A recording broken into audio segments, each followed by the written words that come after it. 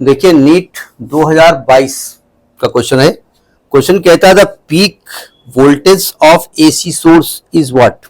बहुत basic concept है। सबसे पहले हमको अल्टरनेटिंग करंट में बताया जाता है कि भाई जो वोल्टेज टाइम के साथ साथ चेंज होता रहे और वैल्यू फिर दोबारा रिपीट हो, उसको हम अल्टरनेटिंग वोल्टेज या उस करंट को हम अल्टरनेटिंग करंट कहते हैं। तो अगर हम एवरेज करंट निकालते हैं तो एवरेज करंट क्या होती है? जीरो होती है पूरी कंप्लीट साइकिल की। तो अगर मैं पूरी कंप्लीट साइकिल की एवरेज करंट जीरो में निकालता हूं, क्यों जीरो होती है? क्योंकि ऊपर की करंट को पॉजिटिव माना जाता है, नीचे की करंट को नेगेटिव माना जाता है, तो टोटल करंट जीरो आती है। तो इसका मतलब करंट उसमें फ्लो ही नहीं हो रही है। तो हमने एवरेज निकालना सीखा। तो एवरेज निकालने के लिए हमने क्या किया कि भाई एवरेज के लिए पहले तो हमने करंट को स्क्वायर कर दिया। भाई करंट जीरो होने का मकसद ये था, ये करंट पॉजिटिव थी, ये करंट निगेटिव थी, तो मैंने जितनी भी करंट थी I1 square plus I2 square, जितनी भी IN स्क्वायर जितना था उसका स्क्वायर किया और तब एवरेज निकाला। तो स्क्वायर करने से फायदा ये हुआ कि निगेटिव वैल्यू पॉजिटिव हो गई। ठीक है, अब चूंकि हमने स्क्वायर किया था तो उसको कॉम्पनसेट करने के लिए हमने स्क्वायर रूट लगा दिया। इसी को हमने कहा RMS, root mean square value of current. ठीक है, और जब हमने पीक वैल्यू अगर इसकी आई नॉट है तो आरएमएस की वैल्यू कितनी निकल के आई थी?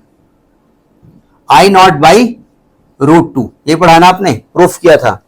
और इसको जब खोला था तो 0.707 आई नॉट। ठीक है, यानी कि हम ये कह सकते हैं कि 70.7% of I not of I not is 70.7%।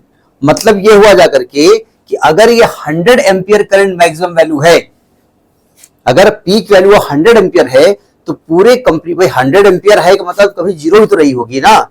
Zero से बढ़ते बढ़ते 100 गई होगी, फिर जीरो आई होगी, -100 हुई होगी, जीरो आई होगी। तो भाई आप 100 कैसे बोल सकते हैं? भाई अगर आपकी इनकम 100 है तो हम कहेंगे आज की डेट में 100 है, कभी जीरो रही होगी, कभी 100 रही होगी, कभी खर्चा भी हुआ होगा। तो आपने कहे ऑन एवरेज पूरे कंप्लीट साइकिल में 70.7 एम्पियर की करंट आपको मिल रही है। ठीक है, और अगर यहां से हम आई नॉट निकालेंगे तो root two times of I R M S हो जाएगा, यानी 1.414 ऑफ आई नॉट हो जाएगा, 1.41 आई नॉट हो जाएगा। तो आरएमएस का आई नॉट से रिलेशन इस फॉर्म में और आई नॉट का आरएमएस से रिलेशन, दोनों रिलेशन आपको क्लियर होने चाहिए। ठीक है, रूट टू के टर्म में भी होने चाहिए और डेसिमल के टर्म में होने चाहिए और परसेंटेज के टर्म में होने चाहिए। अब आपसे कह रहा कि पीक वैल्यू इक्वल क्या होती है? Root two times of RMS. Peak value पूछ रहा है, वोल्टेज की peak value root two times of V RMS. ये आपका पार्ट सही है। ये आपसे 1.41 वी आरएमएस भी लिख सकते थे आपसे।